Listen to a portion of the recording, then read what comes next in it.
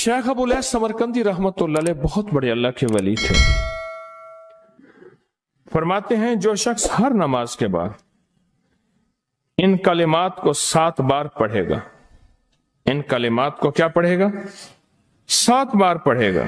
इन कलिमात को हैरत अंगेज तौर पे फरमाया कि अल्लाह पाक जल्ल शानहू उसको विलायत का ताजदार बनाएंगे और इतना अता फरमाएंगे कि उसके जरिए से वो कागज कहाँ है जो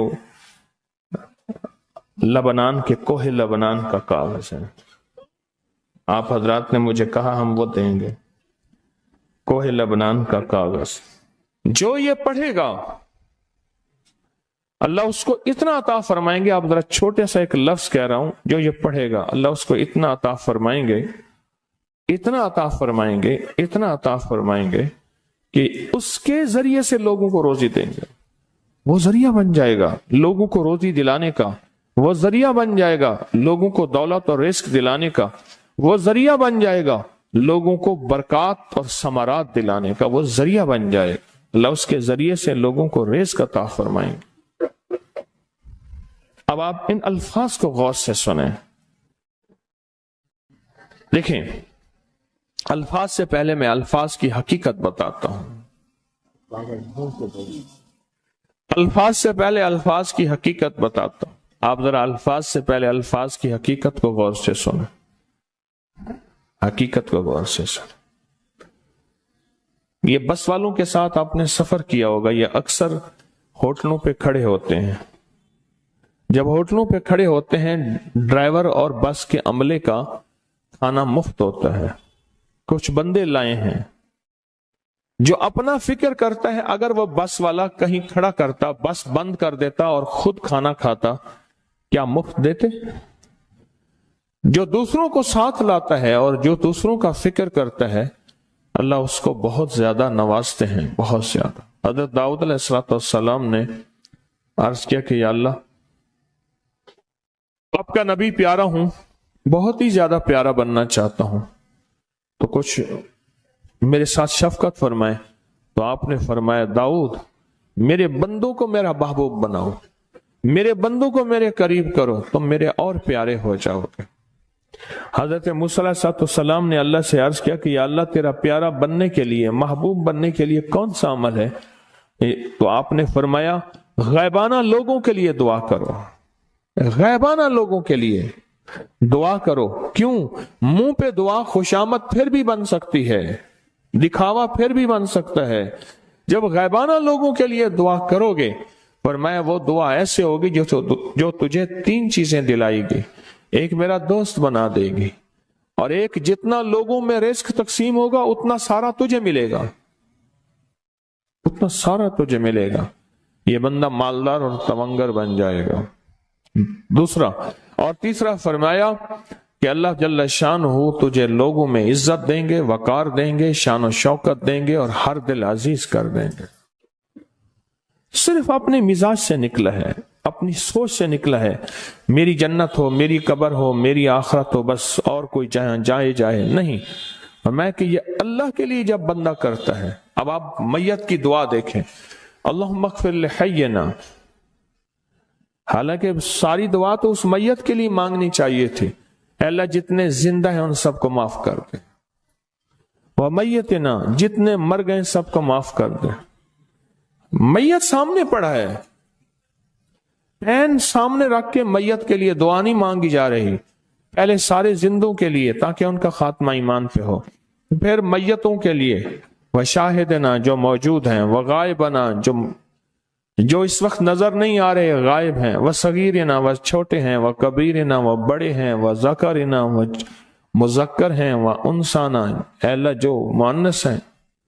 ये दुआ मांग के फिर कहता है, अल्लाहुम्मा मन अहयैतहु मिन्ना फअहयिही अलल इस्लाम, अल्लाह जिंदगी गुजारना तो कमली वाले की गुलामी में, वमन तवफ़ैतहु मिन्ना फतवफ़्फ़हु अलल ईमान, अल्लाह अगर मौत हो तो ईमान की मौत दे दे।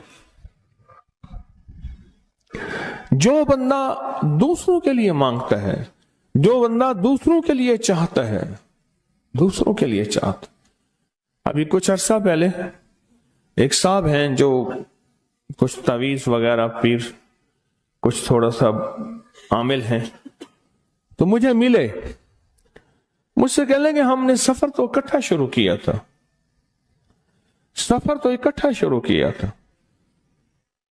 اور مجھ سے کہنے لگے اتنے آگے نکل گئے، وجہ؟ میں نے کہا فرق اتنا ہے، تو نے چھپایا میں نے بتایا، بس تو نے چھپایا میں نے بتایا۔ کہنے لگا نہیں کوئی اور وجہ ہے۔ اچھا، میں پھر اسے باتیں اور چلتی رہیں۔ چلتے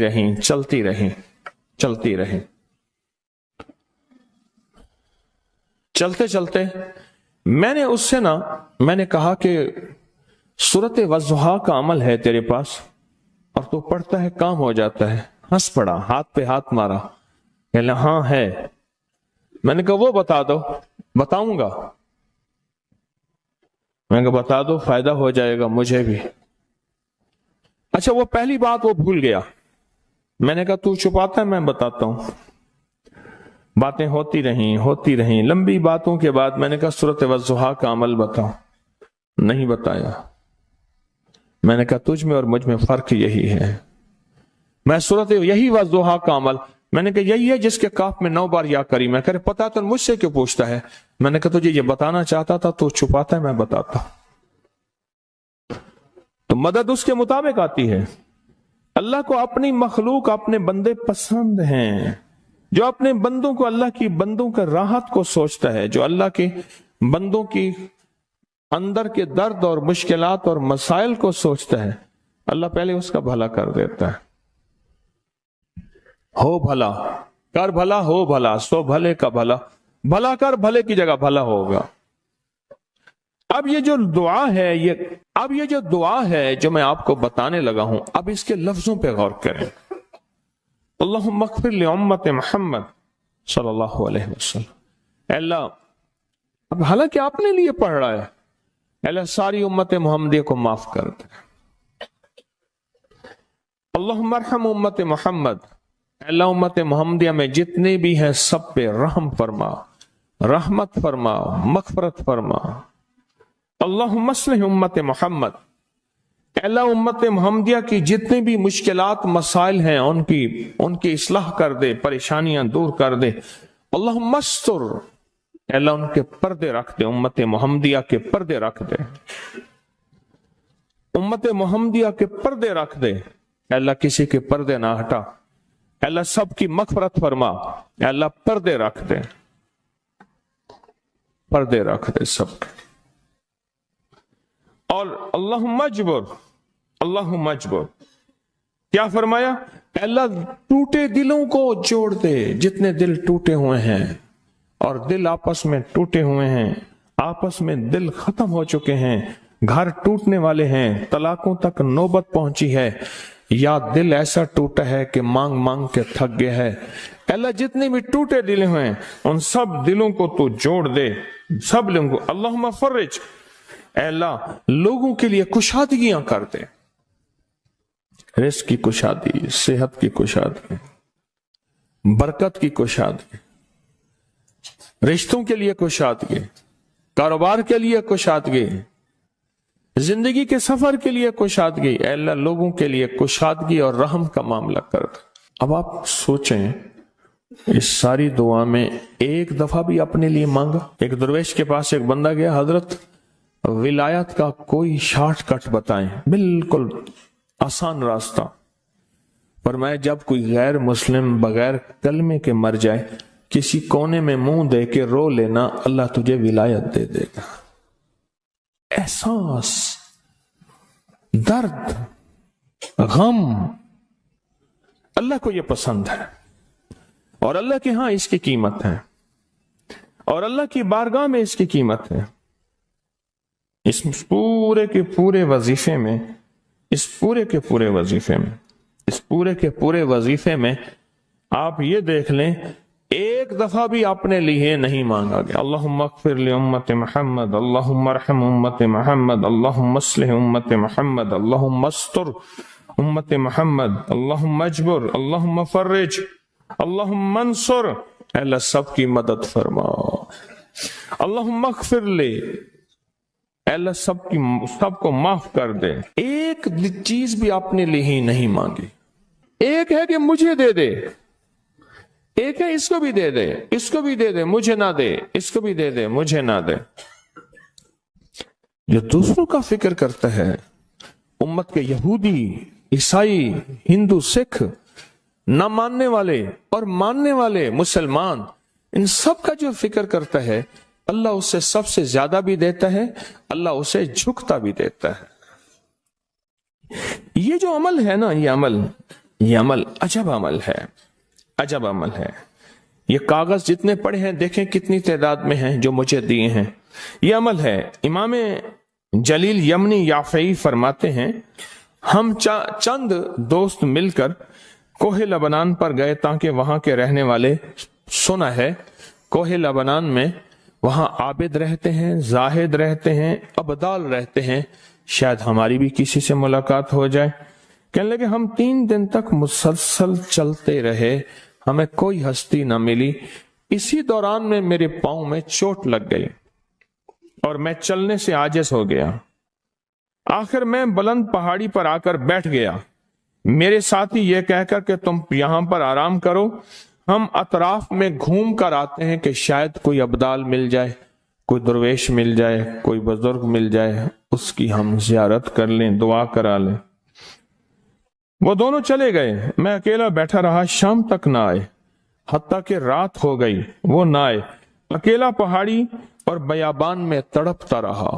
بھوک، پیاس، دکھ، تکلیف، پاؤں کی تکلیف، پردیسی، مسافر، بیابان، جنگل. دوسرے روز میں نے وضو کے لیے پانی تلاش کیا تو پہاڑی کے نیچے پانی کا ایک چشمہ نظر آیا. وہاں وضو میں کے لیے کھڑا ہوا تو اثنائے نماز کسی تلاوت والے کی آواز سنائی دی. نماز سے فارغ ہو کر میں آواز کی طرف چل پڑا. چلتے چلتے ایک غار نظر آیا. میں دیکھا تو ایک بزرگ ہیں اور وہ بھی نابینا ہیں. میں نے انہیں سلام کیا. انہوں نے سلام کا جواب کر کے پوچھا انسان ہو یا جن؟ میں نے کہا جی میں آدمی میں سے ہوں، انسانوں میں سے ہوں. اور پھر انہوں نے حیرت سے پڑھا لا الہ الا اللہ وحدہ لا شریک لہ. میں یہاں 30 سال سے ہوں اور آج تک میں نے کسی آدمی کو نہیں دیکھا. کتنے سال سے؟ 30 سال زندگی کے گزر گئے ہیں، آج تک ایک آدمی نہیں دیکھا. تم یہاں کیسے آ گئے؟ تم یہاں کیسے آ گئے؟ تم یہاں کیسے آ گئے؟ تو میں نے کہا کہ تم لگتا ہے تھک گئے ہو، تھوڑی دیر کے لیے سو جاؤ. میں آگے چل کے دیکھا تو غار میں 3 قبریں بنی ہوئی تھیں. مجھے حیرت ہوئی لیکن تھکان بہت زیادہ تھی، مجھے نیند آ گئی. ظہر کی نماز کا وقت ہوا تو انہیں آواز دی کہ اللہ تم پر رحم کرے، اٹھو نماز کا وقت ہے. باوجود نابینا ہونے کے اوقات نماز کے ماہر اور واقف تھے. میں نے اٹھ کے ان کے ہمراہ نماز پڑھی. اس کے بعد وہ عصر تک تلاوت کرتے رہے. جب عصر سے فارغ ہوئے تو کھڑے ہو کر انہوں نے 3 مرتبہ یہ دعا پڑھی جو یہ دعا میں نے ابھی پڑھی ہے. صرف 3 مرتبہ پڑھی 3 مرتبہ یہ دعا پڑھی. عارف شاذلی ابو نعیم اصفہانی کے ساتھ لکھی ہے جب ہم مغرب سے فارغ ہوئے تو میں نے ان سے دریافت کیا یا شیخ آپ امت کی مغفرت والی یہ دعا آپ کو کس نے سکھائی؟ یہ آپ کو موتی ملا تو کہاں سے ملا؟ یہ سن کر اس نابینا بزرگ نے یوں فرمایا جو شخص اس دعا کو روزانہ دن میں صرف 3 بار پڑھ لیتا ہے اللہ اس کو ابدالوں میں شامل کر لیتا ہے. اور دنیا میں اس وقت اربوں کی آبادی ہے، کروڑوں کی نہیں. اربوں میں صرف 40 ابدال ہیں. کتنے؟ 40 ابدال ہیں پوری دنیا میں. اور فرمایا جو شخص اس کو 3 دفعہ صبح شام پڑھ لیتا ہے، 3 دفعہ اس دعا کو روزانہ صرف 3 مرتبہ پڑھ لے اللہ اس کو ابدالوں میں شامل فرما دیتے ہیں۔ پھر میں نے دریافت کیا یا شیخ آپ کو یہ دعا کس نے سکھائی، اتنا بتلا دیں۔ اس نابینا شیخ نے فرمایا او اللہ کے بندے، یہ ایک راز ہے، اس دعا کی حقیقت سننے کی تم میں طلب تو ہے لیکن تاب نہیں ہے، اس راز کو جاننے کا تحمل تمہارے دل میں کتنا ہو سکتا ہے؟ اتنا کہہ کر خاموش ہو گئے۔ پھر فرمایا کہ عارف باللہ شیخ ابوالحسن شاذلی فرماتے ہیں وہ دعا یہی ہے جو ابدال مانگتے ہیں، ابرار مانگتے ہیں، غوث مانگتے ہیں، ولی مانگتے ہیں، کتب مانگتے ہیں، اولیاء مانگتے ہیں، اور پھر اللہ سے جو مانگتے ہیں وہ ملتا ہے۔ اور اولیاء کاملین نے فرمایا یہ دعا خصوصی طور پہ حضرت خضر علیہ السلام نے سکھائی ہے ان اولیاء کو، ابدالوں میں شمار ہو جائے گا۔ اور ابدال کون ہیں؟ ابدال وہ ہستیاں ہیں جو ساری کائنات کے نظام کو